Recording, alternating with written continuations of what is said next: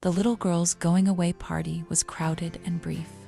Even Miss Jenny and Buck Shaw came to give their goodbyes to the girls, even if their father didn't want to. What use was it to say no to his daughter's requests? Just like their mother, they were meant for leaving. It was nearly miraculous how a bit of steam, and Miss Jenny, as a chaperone, took them across the desert to La Petite Oiseau. "Welcome. Miss Alice will take your things."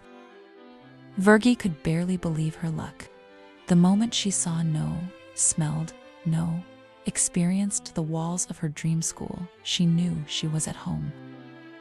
Their days began with a simple breakfast served promptly at 7 a.m., then lecture at 7:30, followed by tea and socializing in the courtyard at noon.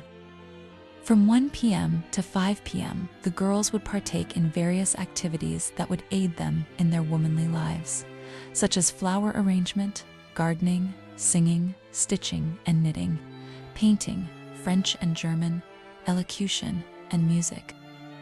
After 6 p.m. dinner, Virgie preferred the quiet reading hour in the library. Something about the watchful eyes of the school's founder on her was comforting, like permission.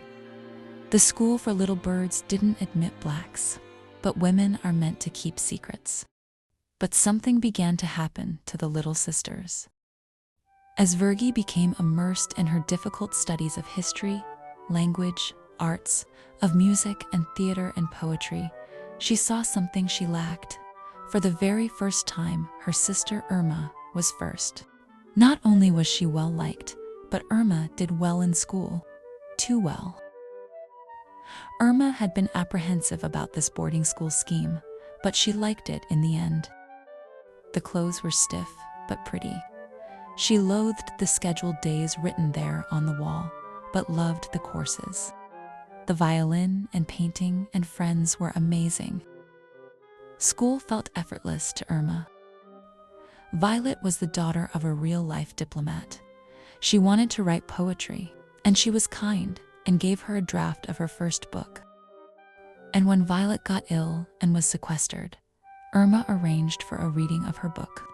She had the girls write lovely reviews and left them for Violet to read to feel better. Helen and Minnie were daughters of bankers. They liked to gossip and sneak cigars and gambling in the greenhouse. Cecilia was sent to school all the way from Tortosa. She loved music and mathematics, but was insecure about her Simlish, so Irma helped just by talking with her.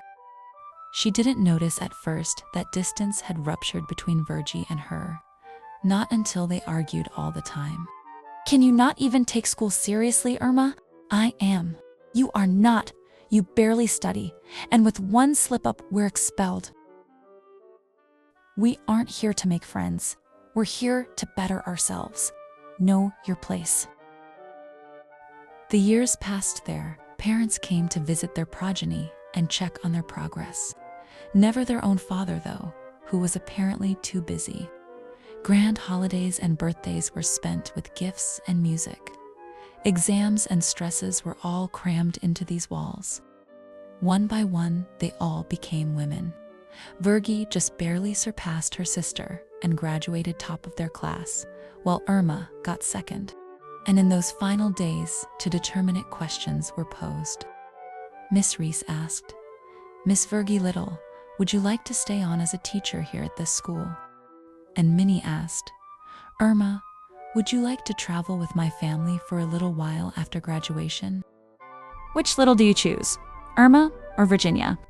Comment your answer below.